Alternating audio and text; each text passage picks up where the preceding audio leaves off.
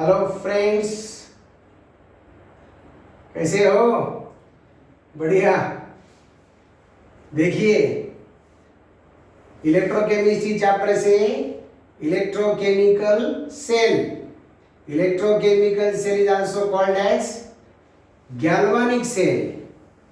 Galvanic cell is also called as voltaic cell. The best ideal example of galvanic or voltaic cell is Daniell cell. तो हम आज पढ़ने जा रहे हैं कौन सा सेल? Daniel cell. तो ये रहा Daniel cell, DANIEL, Daniel cell. आज हम आपको पढ़ाने जा रहे हैं Daniel cell. Okay, this is Daniel cell.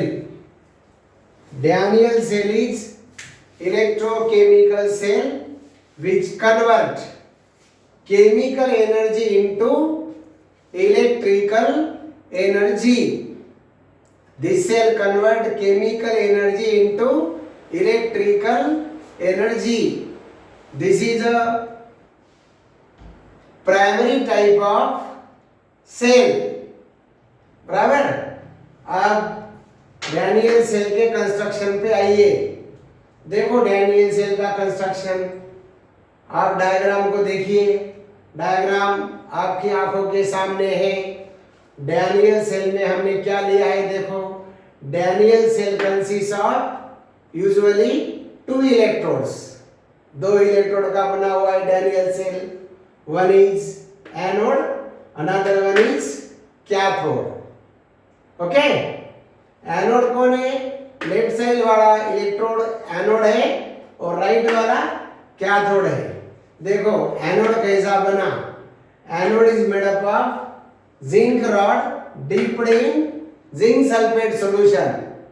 Anode is made up of zinc rod dipped in zinc sulfate solution, and cathode is made up of copper rod dipped in copper sulfate solution. Copper rod dipped in copper sulfate solution. Electrode अपने खुद के solution में डूबा हुआ है, मतलब the electrode is dipped in its own iron solution. Hence Zn rod is dipped in zinc sulfate solution, copper rod is dipped in copper sulfate solution. Both the electrodes are externally connected by wire through galvanometer. What is the function of galvanometer? To indicate the current sensitivity, मतलब whether the current is flowing through the circuit or not. ये function किसका है? galvanometer का। Both the electrodes are externally connected by wire through the galvanometer, and these 2 electrodes, electrode का दूसरा नाम है half cell. These 2 electrodes, electrode का दूसरा नाम half cell और एक तीसरा नाम है उसको couple. These 2 electrodes, these 2 half cells or couples are internally connected by salt bridge. समझे? साल्ट ब्रिज क्या है भैया? इस साल्ट ब्रिज में, salt bridge contain saturated solution of KCl। इस साल्ट ब्रिज में क्या है? Saturated solution of KCl along with agar gel, कौन सा जेल है? अगार जेल। अगार नाम की अलगी है, रेड अलगी, रोडोफाइसी। उस अलगी के पास से जेल प्रिपेयर किया जाता, गीला पेस्ट। वो पेस्ट के साथ में KCl को लिया हमने, KCl प्लस अगार जेल इस साल ब्रिज में है। बराबर। अभी कंस्ट्रक्शन समझ में आ गया आपको?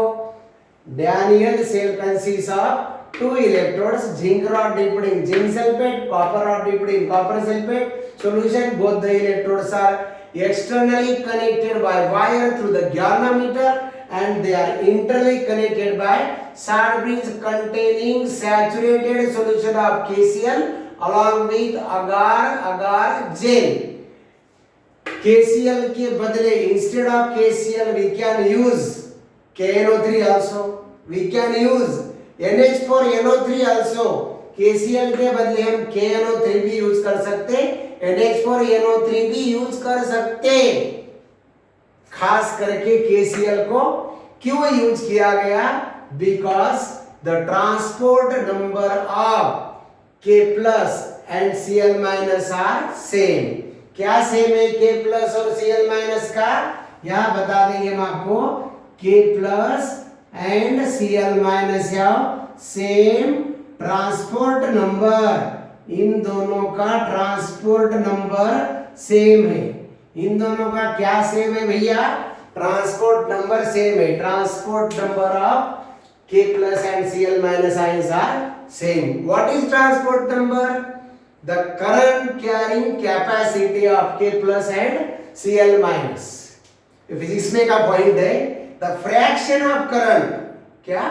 The fraction of current carried by K plus, the fraction of current carried by Cl minus in the cell is called as transport number.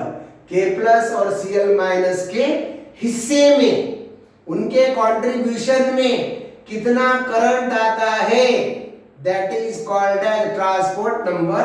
The current carrying capacity of K plus and Cl minus are same, hence specially saturated KCl is used in the salt bridge.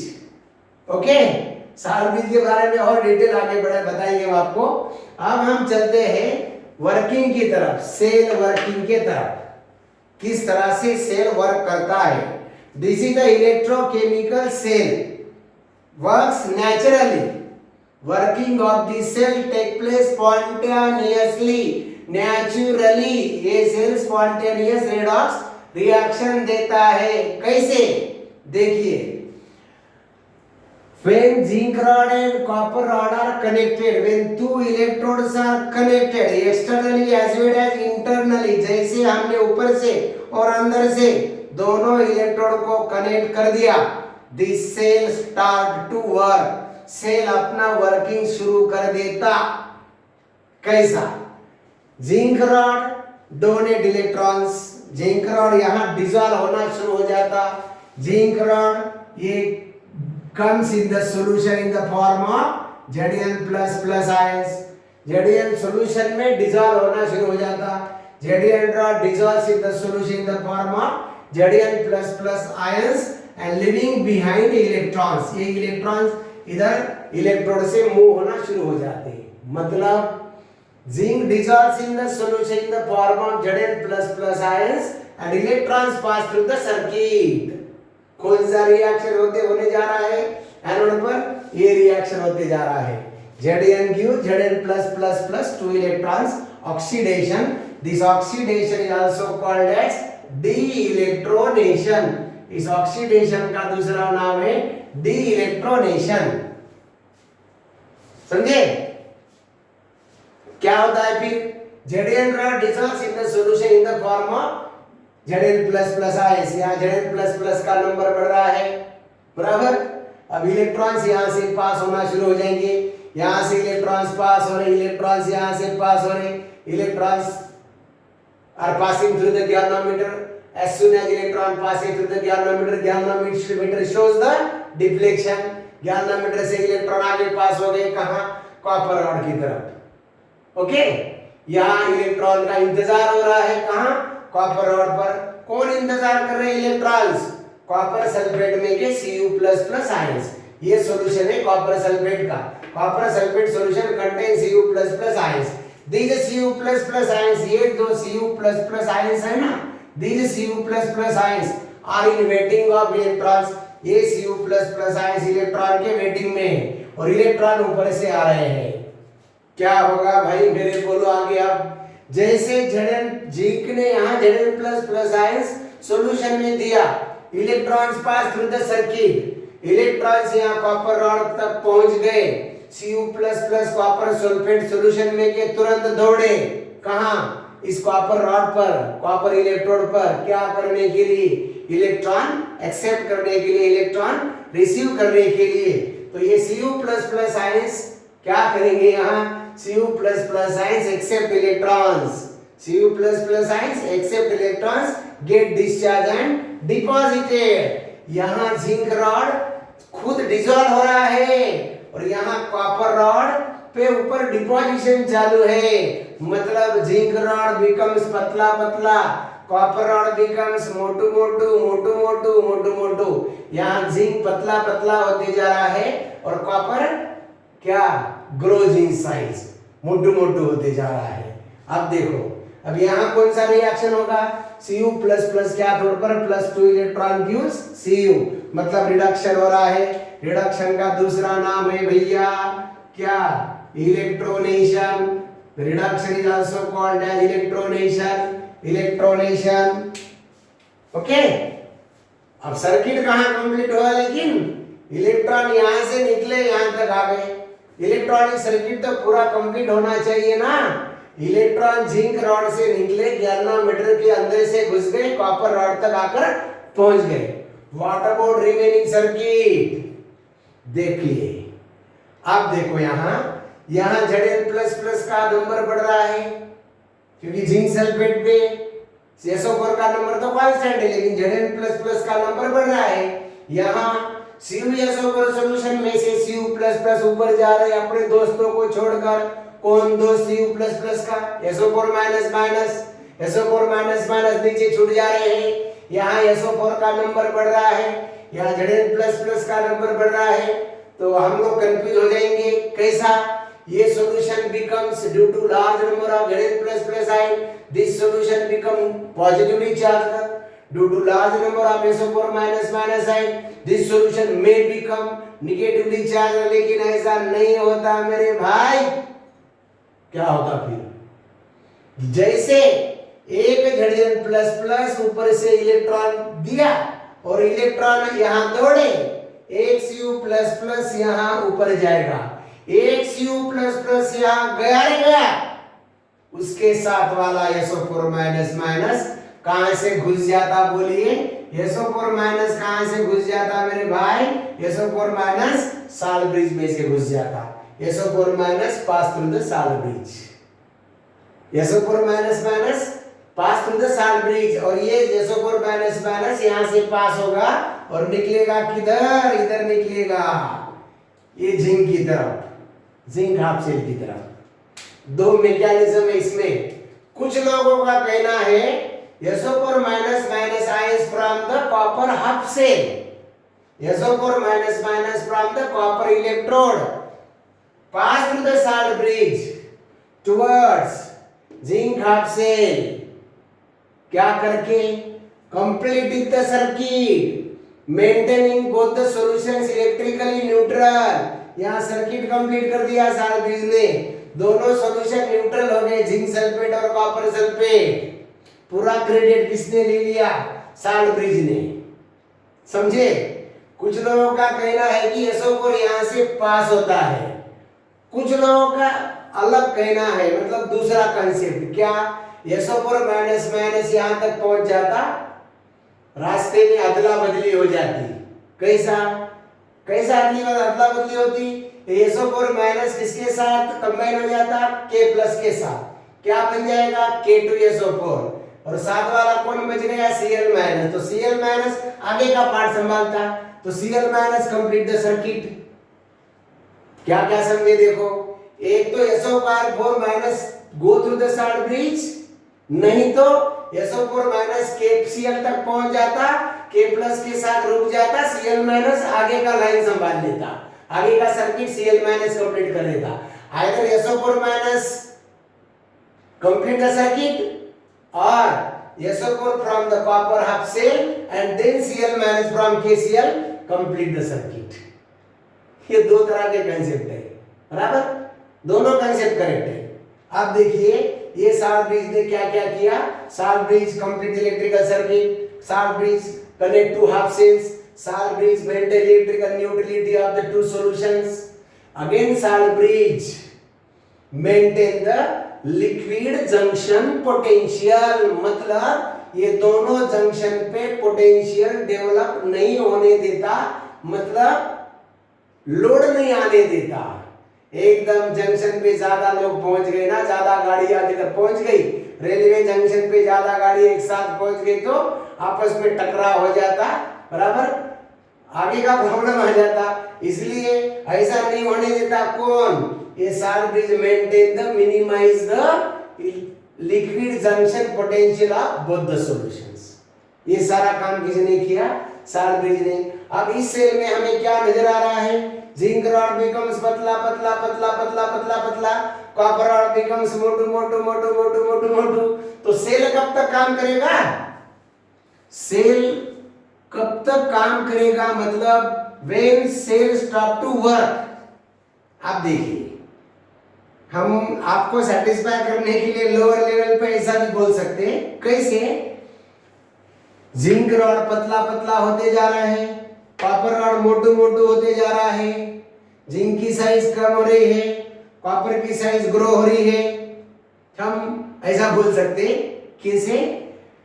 Zinc तब तक काम करेगा जब तक एकदम पतला हो जाए,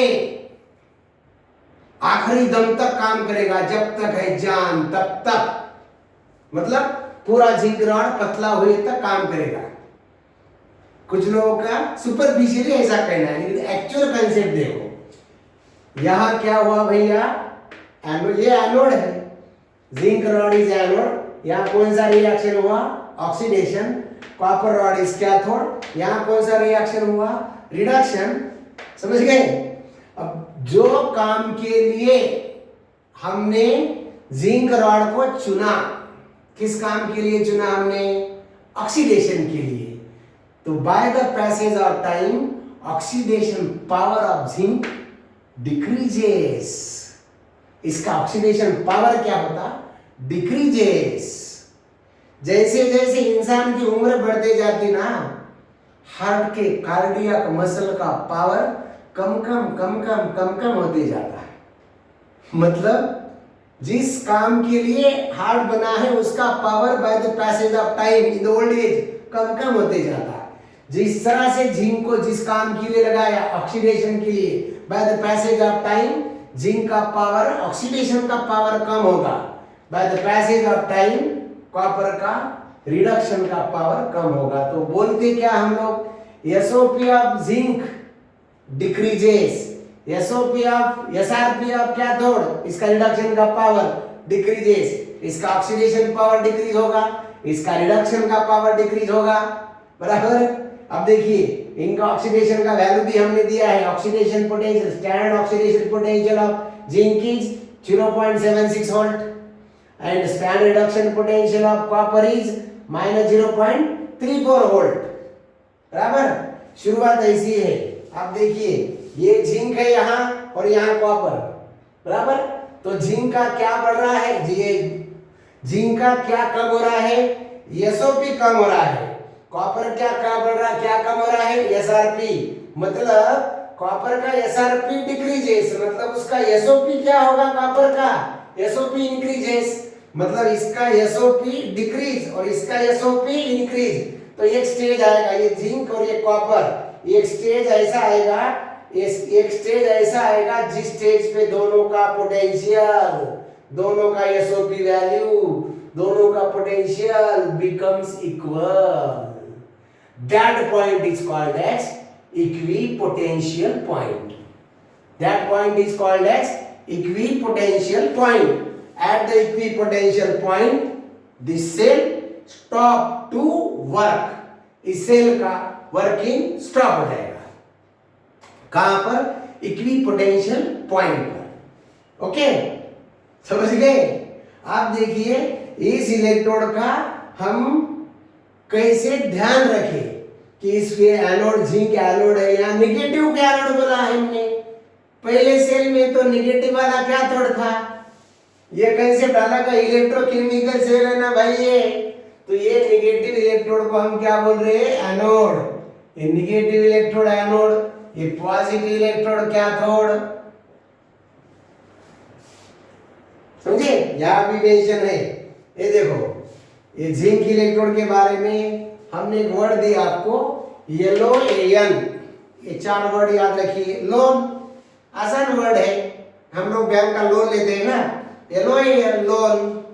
ये 4 लेटर याद रखो, L for left electrode, zinc electrode left electrode, O for oxidation, left electrode पे क्या हो रहा है ऑक्सीडेशन, A फॉर एनोड, जहां ऑक्सीडेशन हो रहा है वो इलेक्ट्रोड कौन सा है एनोड, N फॉर नेगेटिव, यहाँ का एनोड होते हुए ये क्या है नेगेटिव इलेक्ट्रोड, और इलेक्ट्रोलाइटिक सेल में का एनोड कैसा है पॉजिटिव है, यहाँ का एनोड कैसा है नेगेटिव है।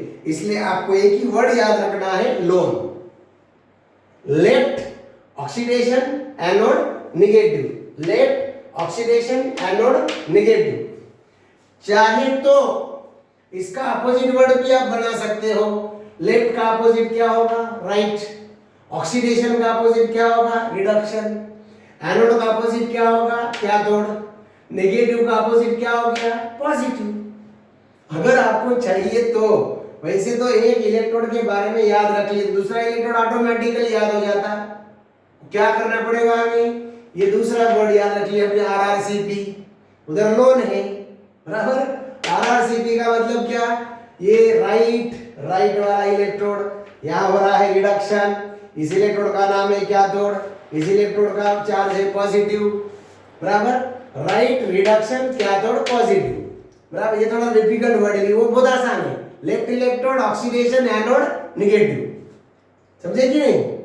तो ये इस तरह से याद रखने का तरीका है बराबर। फिर से एक बार गौर करो, जिंक के एसओपी वैल्यू पर, SOP standard oxidation potential value of zinc is 0.76 volt बराबर, और SRP value of this copper electrode is -0.34 volt. ये एसओपी वैल्यू में से अगर ये वैल्यू सब्ट्रैक्ट करें तो हमें क्या मिल जाता, सेल का ईएमएफ मिल जाता। ये वैल्यू इसमें से सब्ट्रैक्ट करने के बाद में माइनस बन जाएगा प्लस 0.76 प्लस 0.34 इक्वल टू 110 मतलब 1.1 वोल्ट। फिर से एक बार सेल रिएक्शन की तरफ आते हैं, वैसे तो आपको पूरी तरह से समझ गए हम लोग। अब देखो सेल रिएक्शंस, ये एनोड का रिएक्शन हो गया oxidation, zinc give Zn+++ 2 electrons, cathode पर देखो Cu++ 2 इलेक्ट्रॉन गिव Cu।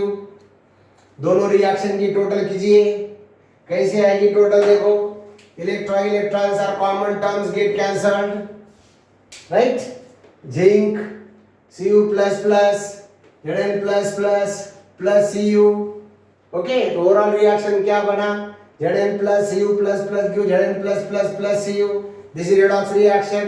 ये कौन सा रेडॉक्स रिएक्शन है, this redox reaction is spontaneous, this redox reaction is spontaneous, this is spontaneous redox reaction, this redox reaction is spontaneous redox reaction. ये redox कैसा है, spontaneous redox reaction which take place naturally automatically when externally and internally both the electrodes are connected। Cell का representation की बात करते हैं हम लोग, cell representation. In the representation of galvanic cell some rules are there. Left जहां oxidation होता है बराबर, जिस इलेक्ट्रोड का जहां ऑक्सीडेशन होता है उस इलेक्ट्रोड को हम लेफ्ट साइड में लिखते हैं, मतलब the electrode where oxidation take place is written on the left side, this is a negative electrode, this is called as anode। तो जिंक को हमने लेफ्ट साइड में लिखा, रिप्रेजेंटेशन में कॉपर इलेक्ट्रोड को राइट साइड में बताते हैं क्योंकि वहां रिडक्शन हो रहा है, okay. The electrode on which oxidation take place written at left side. नहीं तो कुछ लोग ऐसा बोलते हैं ना, जिसका एसओपी वैल्यू हाई होता है, स्टैंडर्ड ऑक्सीडेशन पोटेंशियल, जिसका एसओपी वैल्यू हाई होता है, इसका एसओपी वैल्यू 0.76 है, तो कॉपर का एसओपी वैल्यू क्या आएगा, कॉपर का एसओपी वैल्यू आएगा 0.34 वोल्ट पॉजिटिव एसओपी वैल्यू बराबर। और इसका ई रेड है, इसका ऑक्सीडेशन सॉरी इसका नेगेटिव पोटेंशियल, तो इस चीज का ये SRP of E0 red is plus 0.34, तो ये माइनस में आ जाएगा। देखिए E0 है 0.76 वोल्ट, ये प्लस 0.34 वोल्ट, तो एसओपी वैल्यू जिंक का हुआ 0.76 और कॉपर हुआ -0.34। एसओपी किसका ज्यादा है? जिंक का। तो रूल है एसओपी वैल्यू जिसका ज्यादा उसको लेफ्ट में लिखो, एसओपी वैल्यू जिसका कम उसको राइट में लिखो, समझे? जिसका ऑक्सीडेशन पावर ज्यादा उसको लेफ्ट में, जिसको रिडक्शन पावर ज्यादा उसका राइट में। What the single line indicate? Single line क्या इंडिकेट करता है? The single vertical line indicate there is a direct contact between zinc and solution. There is a direct contact between electrode and solution. There is direct contact between rod and solution. A single line indicate direct contact. Double vertical line क्या indicate करता है? Double vertical line indicate indirect contact between two electrodes, between two half cells, between two electrodes or between two half cells. ये दो half cell में, ये दो electrode में क्या indicate करता है? Indirect contact. जैसे आप लोग इनडायरेक्ट कांटेक्ट कैसे करते हैं? अभी हम आमने सामने हैं तो डायरेक्ट कांटेक्ट में है। Indirect contact via mobile, via telephone, via WhatsApp, Facebook, वो इनडायरेक्ट कांटेक्ट हुआ। तो indirect contact can be shown by double vertical line and direct contact can be shown by single vertical line. ये हो गया representation. ये net reaction हुआ, anode वाला reaction, cathode वाला reaction. These are all the cell reactions and representation. The electromotive force potential, the EMF of this cell is 1.1 volt. अभी हमने बताया the SOP value of zinc is 0.76 volt, SRP value of copper is plus 0.34 volt. ये दोनों का summation करने के बाद में क्या बनेगा? ये दोनों का समेशन करने के बाद में 1.1 वोल्ट बनेगा, बराबर। दूसरा भी फार्मूला एक है SOP of anode minus SOP of cathode. तो इसमें से ये वैल्यू माइनस करने के बाद में भी क्या बनेगा? 1.1 वोल्ट, बराबर। ये तरीके हैं to determine the EMF of the cell, बराबर। हम आपको एक लास्ट वाला इक्वेशन बताते हैं, Nernst equation. The scientist Nernst Walther, इन्होंने एक इक्वेशन बनाया। The EMF of this Daniel cell can be calculated by changing the concentration of zinc sulfate and copper sulfate solution. अलग अलग concentration पर हम लोग, यहाँ तो हमने कितना concentration लिया? अभी हमने ये जो solution लिया वाला है, this is 1 molar, this solution is also 1 molar, ये 1 molar solution है दोनों तरफ, बराबर। लेकिन हम जब concentration change करेंगे, यहाँ वैल्यू बताया, concentration change करेंगे, जिंक प्लस प्लस का concentration मतलब zinc sulphate, copper plus plus का कॉन्सेंट्रेशन मतलब ये कॉपर सल्फेट का कॉन्सेंट्रेशन, ये स्टैंडर्ड वैल्यू है, ये कांस्टेंट वैल्यू 0.059, बराबर। ये 2 मतलब n फैक्टर है, n फैक्टर मतलब इलेक्ट्रॉन नंबर, यहाँ 2 है electron number. This is EMF of cell, और ये स्टैंडर्ड EMF मतलब ये वैल्यू हो गया। स्टैंडर्ड EMF मतलब 1.1 वोल्ट, ये स्टैंडर्ड EMF, ओके। तो EMF of Daniel cell can be calculated at any condition by using the Nernst equation, बराबर। एट 298 केल्विन, 298 केल्विन को अलग अलग कॉन्सेंट्रेशन को हम इस सेल का पोटेंशियल डिटरमाइन कर सकते, EMF डिटरमाइन कर सकते बाय दिस फार्मूला, बराबर। आपको क्या मालूम चाहिए? EMF standard EMF of cell 1.1 volt. ये तो दोनों कांस्टेंट वैल्यू है 0.059/2, 2 is nothing but number of electrons. हमें मालूम चाहिए concentration of Zn++ and concentration of Cu++, मतलब कॉन्सेंट्रेशन ऑफ ये प्रोडक्ट हुआ Zn++ मतलब प्रोडक्ट, कॉन्सेंट्रेशन ऑफ Cu++ मतलब ये हुआ रिएक्टेंट। Zn+ मतलब जिंक सल्फेट सॉल्यूशन का कॉन्सेंट्रेशन, और Cu++ मतलब कॉपर सल्फेट का concentration. By knowing that concentration of this to solutions, okay, at 298 Kelvin, the EMF of Daniell cell or any electrochemical cell can be calculated by using the Nernst equation. इसके ऊपर NEET और JEE में बहुत सारे numericals है, problems है, इसके ऊपर के क्वेश्चंस है, बराबर। ठीक है, ये सारा कंसेप्ट हो गया डैनियल सेल के बारे में। Electrochemical cell, the typical electrochemical और typical voltaic cell is Daniel cell, okay. ये सारा कंसेप्ट हमें समझ में आ गया डैनियल सेल के बारे में। कोई डाउट इसमें? ओके, ठीक है। ये एक बार पूरी तरह से आप इसे रिवाइज कर लीजिए, बराबर। और कुछ इस पे कुछ डाउट है तो अगले क्लासेस में अपन वो डाउट भी क्लियर करते हैं। ये सारे कंसेप्ट्स आप क्लियर कर लीजिए, okay. Thank you very much.